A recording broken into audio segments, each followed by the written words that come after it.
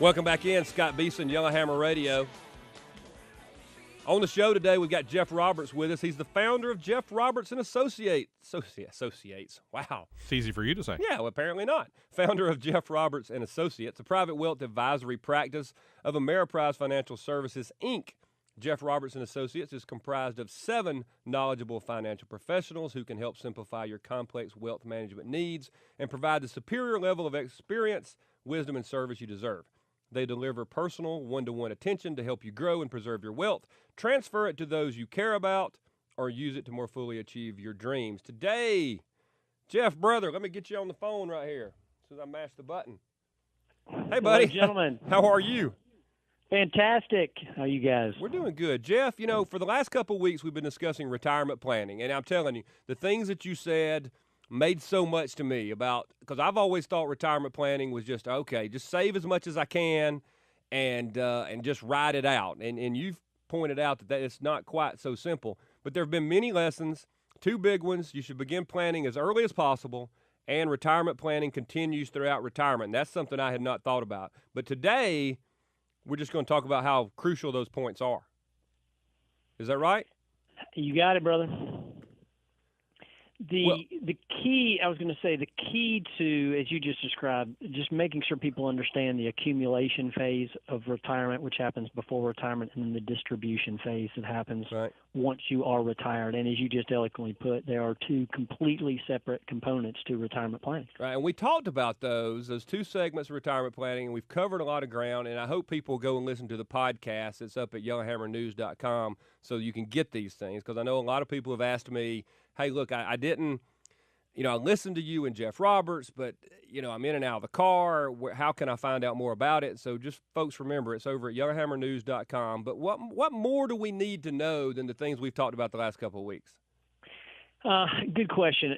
The big piece today, and what I'm going to drill down on, is helping people to understand exactly why it is so critical to start early, and why you must continue to plan for retirement in retirement. Okay. So, because you're talking to people like me, and you're a private wealth advisor, what are most people doing wrong? And I'm sure it's going to apply to me, but what are most people doing wrong? I won't pick on you today, but I might use you as an example a couple times today. That'll be fine. People commonly do not understand the impact of time on their retirement plans, and that's what today's lesson is going to be about. Not correctly taking advantage of the time that they have to plan before they retire, and then not correctly planning for the impact of time on their retirement plans once they retire. And so today I'm going to speak to both the people that are pre-retirement and the people that are in retirement. So bear with me as I explain this, because it's going to take a minute. And there'll be some numbers I'm going to throw out, and literally I might use you as an example or so today, Scott. But people must understand the power of compounding returns, and there is nothing better to aid in that concept than our old friend Rule 72. And the Rule of 72 is very simple. It is a simplified way to approximate how long an investment will take to double, given a fixed annual rate of return. So let me walk you through this, and then I'll explain why it's so crucial to both the accumulation phase and the distribution phase. Okay, so you divide the number 72 by whatever annual return, so investors can get a rough estimate of how many years it'll take for their initial investment to duplicate itself, or to double, in other words. So let me give you an example. Pretend you went to the bank and purchased a CD with $100,000 of your money. And I could ask just the general audience, do you have any idea what interest rate a 12-month CD at the bank is paying right now? And I'll save you the research. And I've seen in Birmingham and surrounding cities, I've seen maybe somewhere between a rate of 0.3 and 1% if you tie your money up for a year in a CD, and maybe 1.25% if you were shopping different banks' CDs for 1 year on the internet. Now, of course, those aren't me offering those rates or anything like that. It's just hypothetical numbers and what we're seeing. Okay, so let's keep the math simple and assume that you buy a certificate deposit at 1%, hypothetically, And so to determine how long it'll take your $100,000 in a CD paying 1% to double, all you do is you apply our friend Rule 72 and divide 72 by that number 1, which represents the 1%. And Scott, what do you get if we divide 72 by 1? Now, that's tough math, Jeff, but I'm going to go with 72. And you are a genius. Yeah. You're a scholar indeed. And I'm yes, glad you're you kept correct. it to easy numbers. I'm not putting you on the spot. We're not going to divide some more complex stuff. Okay, so you're correct. 72 divided by 1 is 72. So if you have $100,000 invested at a rate of return of 1%, your $100,000 will double one time in 72 years. One double. Now, let's change the scenario. Let's pretend like the banks were actually paying 3% on their CDs for 1 year, which they're most likely not. And before the 2008 global financial crisis, 3% on a 1-year CD was not uncommon.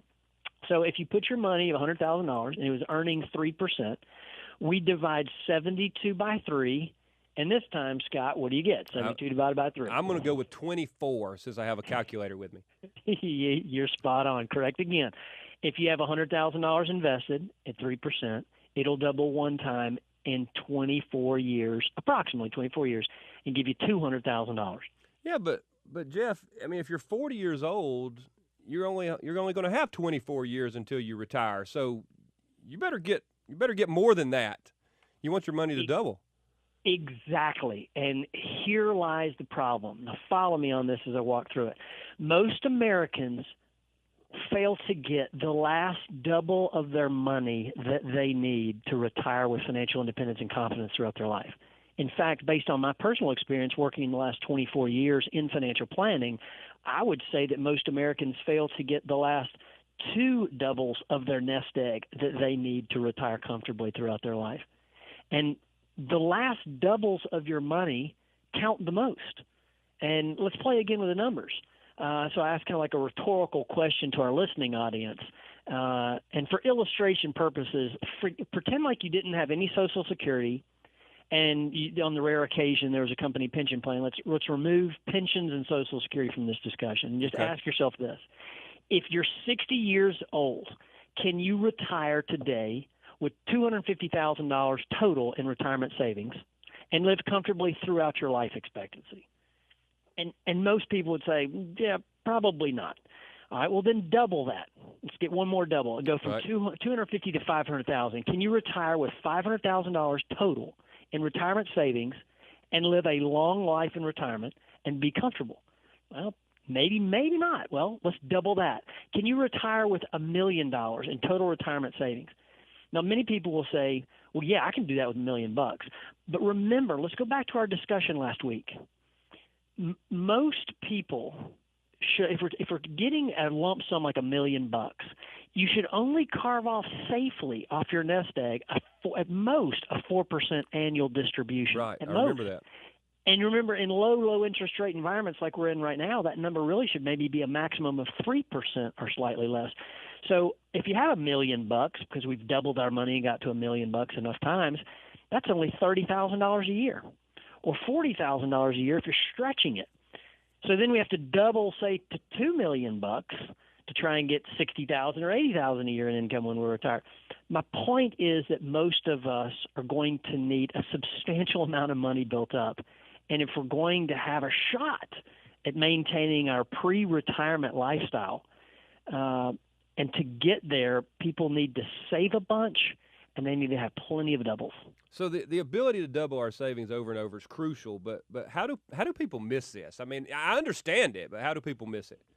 Well, it's primarily because you can't see the progress that's occurring as you make doubles early on, because the doubles are of a small number. So when you go from 2,000 to 4,000, 4,000 to 8,000, 8,000 to 16, 16 to 32, you're not feeling that as much because the numbers are small, as opposed to when you're going from 200,000 to 400,000, 400,000, 800,000. So the earlier victories you're not feeling. And most of us then, secondly, most of us haven't done the math to realize how many doubles that we need to get. And they haven't calculated the time that they have within to work. Like you were just saying, if I'm in my 40s, I've only got 24 years or so maybe before I retire. So we got to realize, here's the timetable. Gosh, how many more doubles do I need to get? So Scott, let's do another example, hypothetical. And Scott, I'm going to say you have in your pocket right now $500,000 in cash right now in your pocket. Oh, heck yeah, man. I like this. But do my wife and kids know about this money? That's good. I'm going to say for this example, we'll keep it our secret. That's a good plan. Now, in fact, you and I are having lunch together talking about our secret money. And we're talking about what we want to do with it because it's literally burning a hole in our pockets. Only I have $100 and you have $500,000. Okay. We both agree that we need to save our cash, and so we go see a financial advisor. And pretend with me for a second that we invest our money in some magical portfolio that gives us an 8% annual rate of return on our money. Now, again, this is just hypothetical. So if we take 72 and divide it by the 8%, or in this case, number 8 that we're getting, that gives us the number 9. So 9 years later, after we had that lunch and we invest our money with an advisor, assuming a hypothetical 8% rate of return, we cash our money out 9 years later, and we're having lunch together again. Now you have $1 million in your pocket 9 years later, and I have $200. How are you feeling? I'm feeling great. I got 2 commas worth of money now. Exactly. And how am I feeling with my $200? Well, I'm feeling that you're going to be buying my lunch. I was probably going to make you buy because that's how I got my first $500,000 was mooching off everybody else. Exactly. Now, each of us just got one double. Right. I hardly notice mine, and yours starts to change the game a bit. Scott, you and I are around the same age, and my friend, that $1 million that we were talking about in your example is likely not enough savings for you to retire and maintain your current standard of living. You need another double of that, maybe 2, maybe 3, depending upon your own personal goals. And maybe you've heard of the penny challenge, which is this. This is another good illustration. Which would you rather have? Would you rather have $100,000 on December 1st or the lump sum of money at the strike of New Year's, 31 days later, determined by taking a penny a day on the first day and doubling it every day for a month? So day 1, 1 penny, day 2, 2 pennies, 4 pennies on day 3, 8 pennies, 16, and doubling each day for 1 month. Which would you rather have, $100,000 on December 31st or the lump sum $100,000 on December 1st or the lump sum on the 31st? Now, most people say, well, I love $100,000, but I think this test, I think I'm going to be better off if I do that lump sum, but I'm not sure how much it is. Well, any clue how much money that is after 31 days of doubling? I have no idea because I would have gone with the 100,000. The lump sum that occurs starting with 1 penny and doubling it every day for a month on the 31st day is $10,700,000 and change. And it's amazing to think about that. And so, of course, I've got some analytics out there in the audience. They're likely going to have to go get out their Excel spreadsheets and do a math and make sure, but I promise it works. What's amazing is if you look at the trend, and I mentioned 1 penny, 2 penny, 4, 8, 16, 32 pennies. What's amazing is on Christmas Day, on the 25th, you've built up $167,000, which is a long way from the $10 million, but it just shows you how those last doubles are so huge. On the 28th day of the month, you have $1.3 million, and 3 days later, you have $10.7 million.